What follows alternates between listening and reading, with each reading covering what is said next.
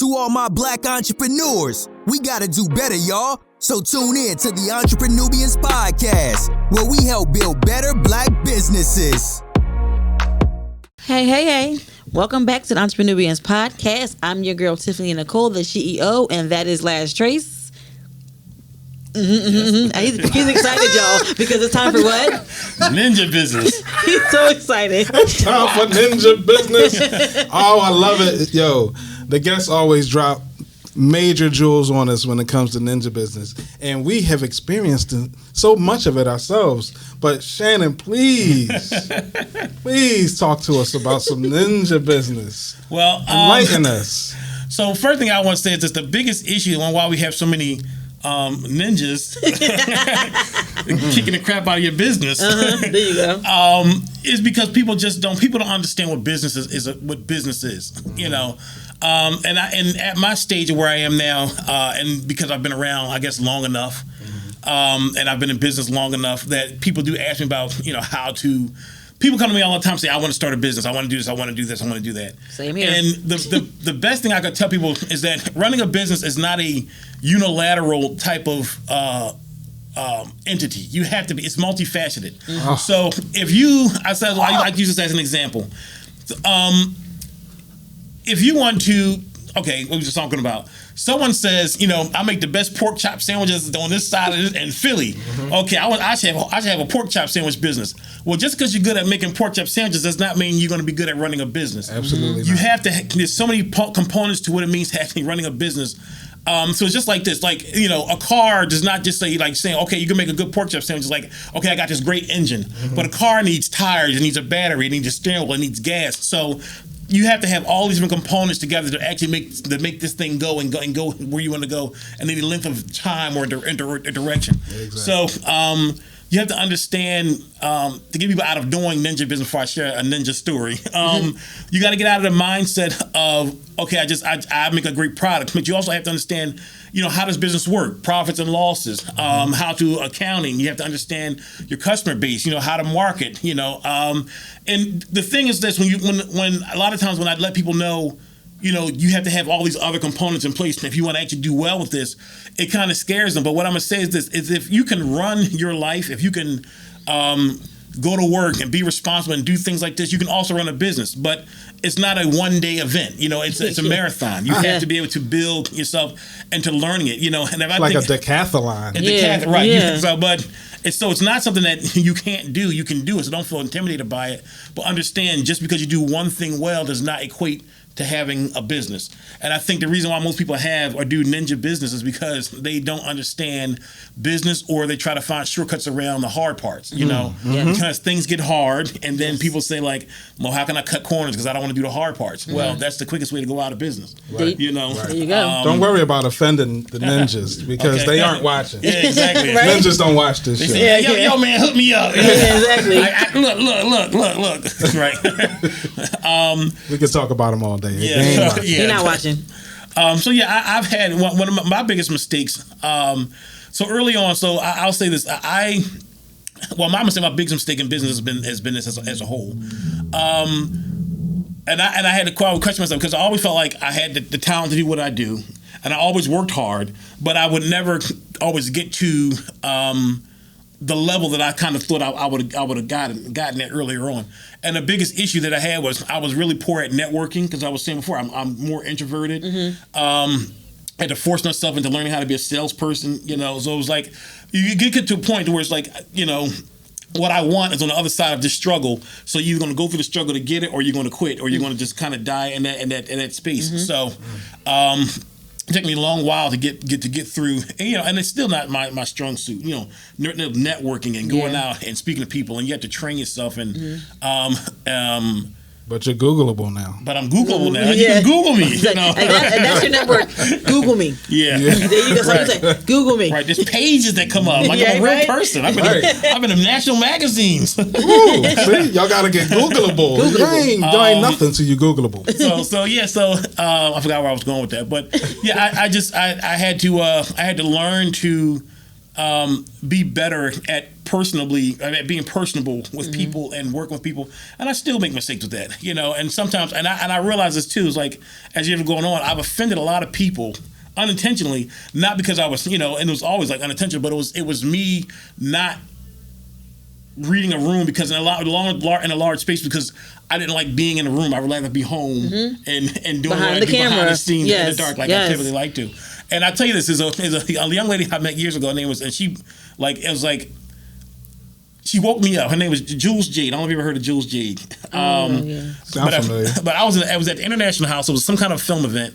And she started talking, and we were talking, and she saying, well, what are you doing? I'm like, yeah, well, I had a movie, and I did this, and I did this, and I did that, or whatever. She said, okay. And it was real, real kind of flat.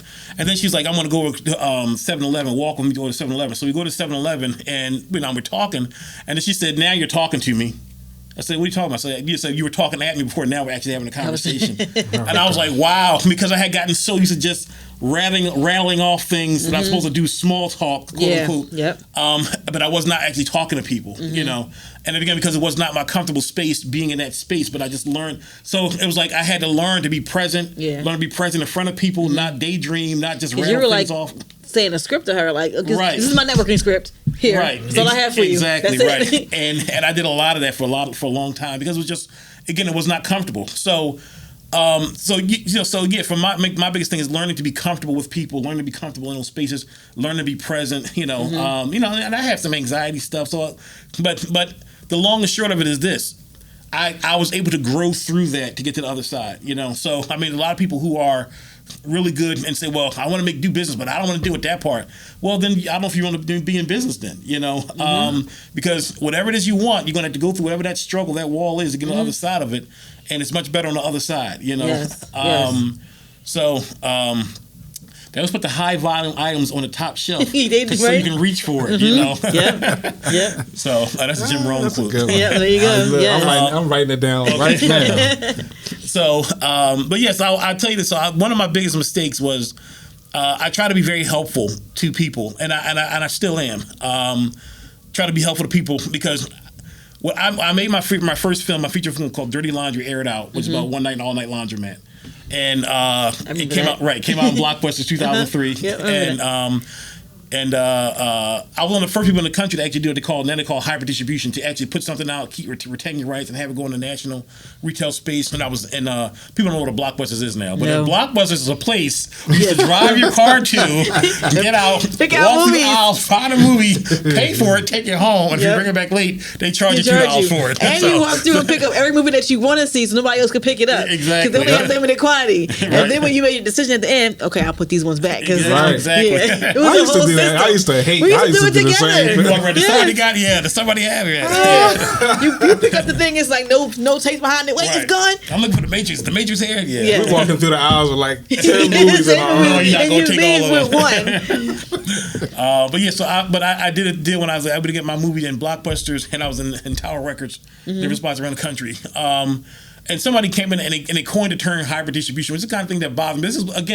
This was my fault. I actually did it, and someone came out behind me and coined the term, but I was nowhere associated with it. And I was literally one of the first people in the country to do it. But again, me being shy and not being out there, there's so many things that I did that I don't get credit for now at this stage, which I feel not angry about, but I don't like it. You know what I mean? But it's my own fault because, again, I was happier being, I didn't want to be out in the center of the public, And when I had to go out in the center of the public, it was like me, putting on my costume and going out to perform and then going, but it was not a natural space for me to just stay in. But with that being said, so I had, so making Dirty Laundry was a 5-year experience. If I'm going too long, cut me off. No, you're not at all. It was a 5-year experience. So it was I started in November of 97 and it came out nationwide in January 03. But it was a year of shooting. So I shot from November 97 to October 98. It was a year of shooting, a year in post-production, another year and a half on a film festival circuit, another year and a half trying to figure out how to get it distributed. So that's dedication. Yeah, it was one of them. It was one of them stories that you make a movie about. That's like that's how you lock in and stay focused. I was working 3 jobs at a time, and it's one thing to say, it got so bad, and there's another lesson of it. But I was working 3 jobs at a time. I was doing AV tech work for the hotels in downtown. I was working at nights at a supermarket, and I was working overnight in the gas station. And then, and then on my nights off, we were shooting overnights at the laundromat, because about one night, all night laundromat. And so that was just in the first year of doing it. But I had like 8 jobs over the course of that time. Because I would work. I always kept 2 jobs, but then I'll pick up a third one. And then when I got money enough to go to the next thing, I would either drop one of the 2 jobs and then focus on one thing. You're making me tired. Yeah. like, wait, what? And here's the thing: to work that hard. Yeah, exactly. Everybody said, "What are you, Jamaican, man?" To work that hard and to be flat broke is a hard thing to me, because we were working it's like almost like a drug habit. Yeah. I gotta buy film. And again, I shot this in film. This was not video. Oh yeah. So it was different back then. Right. It's a lot more expensive too. Right. So a roll of 16 millimeter film was $100. This is $100.97. So $100 only gives you 11 minutes. What? So you shoot 11 minutes, you take that $100 out, then you got to take it to a development process, NFL Films, which I actually have a great relationship with now. Shout out to NFL Films. Shout out to NFL Films. But I took it there, they had to develop it, so then that's $200 for every 11 minutes of film. So, and that's not just, so it's a 90-minute film, but it's take 1, take 2, take 3, so your shooting ratio matters. So let me ask you this. Wait. What if you have a bad take? You got bad film. There's no rewinding it. Exactly. Yeah. This film is very costly. Exactly. And you actually need to rehearse before you shoot with this film. Yeah, but you still get messed up though. Yeah, and you're dealing with new actors. Yeah. No. Yeah, it was an experience. Yeah. I have quite a bit of grays. But yeah, it was that kind of experience. So it was every 11 minutes. It's $200 for every 11 minutes of shooting. Ooh, goodness. And that's just the film. That's not everything else. And make sure they're feeding people and so yeah, it was a kind. That's why it took a year, because I had to stop and I had to make some more money and I had to come back and stop, make some money and come back. And very fortunate the guy who owned the laundromat, let us keep coming back to finish it. So.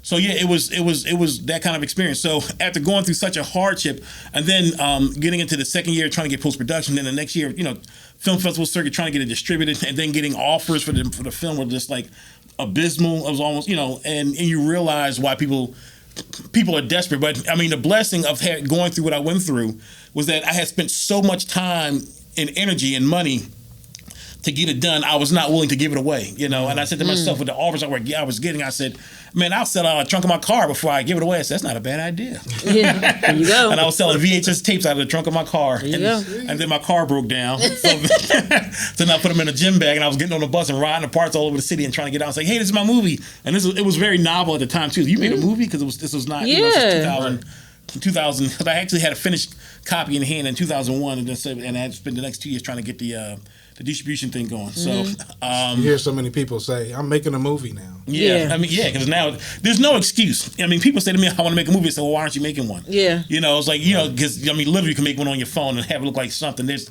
the resources that are available now is just unbelievable. It's just, it is. And again, I'm coming from the time of dinosaurs, so there's no I want to, just go out and do it. Make one, let me see it, then we can talk about as a film career. Right. So, but the mistake that I made was, because I had went through such a, and I just love talking about movies, and I would meet people and say, oh, I want to make a movie. Tell me, can we talk? And I was like, absolutely. Can I get on the phone? I'll talk to people. And I would spend hours on the phone with people, hours. And they would say, well, how'd you do this? Or how'd you do that? And they just pick in my brain. And I was like a marathon session, just like 3 hours. I gave everybody all this information. There's one guy, and he kept calling me back. And then we talk, and he kept calling me back, and we talk. And this is going for like months. And I'm just dropping stuff that, and I could tell you how hard it was, because I was at a point where I was doing it, and I was the most knowledgeable person in my circle. There was no one in my circle or anywhere that I could ask questions to. How do I get to the next step? Time for a new circle. Yeah, well, I just started looking, and again, it was no Google. I mean, you couldn't Google was not what it is. Yeah. It was the internet was not what it was.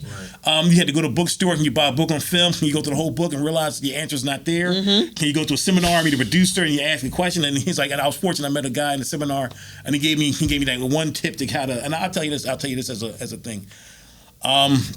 So I took a seminar from a guy named Dub Simmons. I guess I can tell names. This is forever ago. Yeah. not that it was a bad thing, but he called me and he said, I took a producer from him, and when I got the movie done, I was trying to trying to sell it and to different companies or whatever, they said, well, we don't deal with people unless you have a representation. So but so I call back and my brother, he's my representative. No, you need a better representative. You need somebody from in the industry. So okay. So then I call William Morrison to get an agency. So we only represent people who recommend people that we already represent. So it's a closed door. It's like you've never every door is like a door. Everything is closed. It's like this. How do you walk through? How do you get to this door? Like you gotta know somebody. Yeah. Right. But it's not just knowing somebody. It's and I realized it's a game. So he said, call back and ask for Cassian Elways. I think he's out of business. That was Carrie Elways. Carrie Robin Hood Men in Tights. What is it? Princess Bride. Yeah. Oh, that's okay. Yeah. So I just called and said, can I speak to Cassian Elways, please? And they said, hold on one second. They put me right through to his office.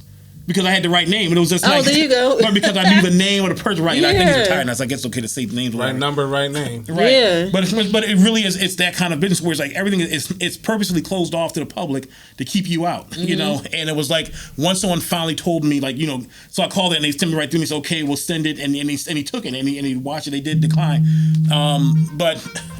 See, so I'm talking about. I thought I silenced it. So, but until they put me through, and then that's why I realized, like, this whole industry, it's a game. It's like, it's not what you think it is. It's and I'll tell you this: the further I got along in the industry, and kind of being independent, being outside the industry, and the more I got to see the industry, I realized more and more, like, because ideally, everyone wants to have a film career like Quentin Tarantino, And I mean, even now to have I'll say that's the kind of film career I want to have in the industry if I was in the industry instead of being independent. But it's so closed off, purposely. I forgot what I was going to say, but the more I got to see the industry for what it is and the real industry on the ground level and what it is like this, the more I said, I don't think this is. Not that I don't want to be a filmmaker. I don't want to be in this room in this capacity. I don't think I would have survived in that way. And again, not that I don't want to be in the industry that's working. I don't want to be in the game of it. So, and again, like I was saying before, do you really want to be here? Because you understand if you're in here, this is what comes with you being in this space. And I realized that moreover, I need to be in a space where I control what I do. And if people like what I do, then they can come and they can come and do what I have. So forth and so on. But anyway, I'm sorry, I got so off the. It's okay. Please, because I'll read it forever. That was an earful of ninja business. It was. I didn't get the story yet. So long story short, so the dude was calling me, and I gave this guy, I gave him like jewels and jewels and jewels. Right. So then one day he stopped calling me. Right? Okay, I don't know what happened. He's gone. I run into him maybe like in a store, like maybe 6 months later. He's like, hey, what's going on? What's going on in the movie? Oh, I ain't doing that no more. I'm promoting parties. See, it's all your exactly. time. I was like, you That's ninja. why now you see everybody paying for consultations. Right. Because my time is worth money. Right. I gave this guy, I was giving him that's why I got to that point, because I was giving him stuff that took me forever to find out. I'm just laying it in front of you. But it does not matter because he was not a person who could receive the quality of what I was giving him. I just saw a meme the other day where they had a guy who's playing this violin, like this expensive violin, this guy who's a top 10 in the world violinist playing in a subway or something like that, and people just walking past, maybe they drop $1. Same person, take him to the next night, put him in a concert hall, people paying hundreds of dollars to go see him. Because it's the same guy playing the same instrument, the same quality, but there are people who appreciate it and the people who don't. So don't waste your time in this place where people do not appreciate what you have or what you're doing. And that's the whole key. So I learned not to let people waste my time. So I'm still to this day very helpful because I understand how hard it can be, and I have a wealth of knowledge at this point. So when now people call me and say, I want to make a movie. So okay, are you writing a script? Like, yeah. Is the script written? No. Okay, write the script and call me back. They say, well, I got this. Okay, I hear you. And I'll give them 5 minutes. Okay, here, but look, write the script, call me back. Because you have to do some work. So a lot of times they'll call me back in a month. It's like, what's going on? It's like, so I'm thinking about this. Did you write the script? No. Okay, well, write the script and call me back. Well, I hear you, but listen, write the script, call me back. Like I cut it off. Right. You got to show me that you're doing Put some something. skin in the game. Right. So then they call again. Okay, did you write the script? Now a script, 1 page of a script equals 1 minute of film time. You wrote the script? Yeah. How long is it? 12 pages. That's not a script. How long am I supposed to be? 2 hours. That's not a script. Write the script, call me back. And typically, I won't talk to me anymore. It's like, either if you're not gonna, you have to show me that you're serious about it. Because even now at this point, people say, I want to be a filmmaker. Again, it's so easy and so accessible. What have you done? well, I need. Okay, you can shoot something on your phone. At least you can show me that you understand how to tell a story, understand angles. Well, shoot something and then let me see it. Then we'll talk. And that's kind of how you have to be. So it's not being mean. It's me valuing my time and not letting people waste it, because if I have time to give, I want to give it to somebody who will appreciate it, not people just running off at the mouth. There you go. Write the script and call me back. Yes. Basically. And on that note, we writing the script. We gonna call y'all back. Yes. Yeah, you got to make sure. You got to make sure people are invested in some kind of way, whether they're invested time-wise, financially.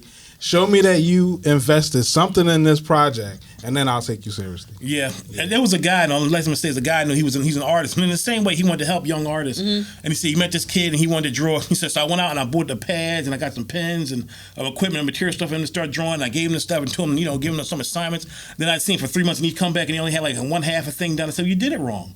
He said, what? He said, why would he take it serious? You gave him everything. You mean you should have made him go out and buy the pad and say, well, I don't have money. Well, you need to, if you want to say, okay, well, look, if you need money to buy a pad, wash my car and I'll buy you the pad and the pens.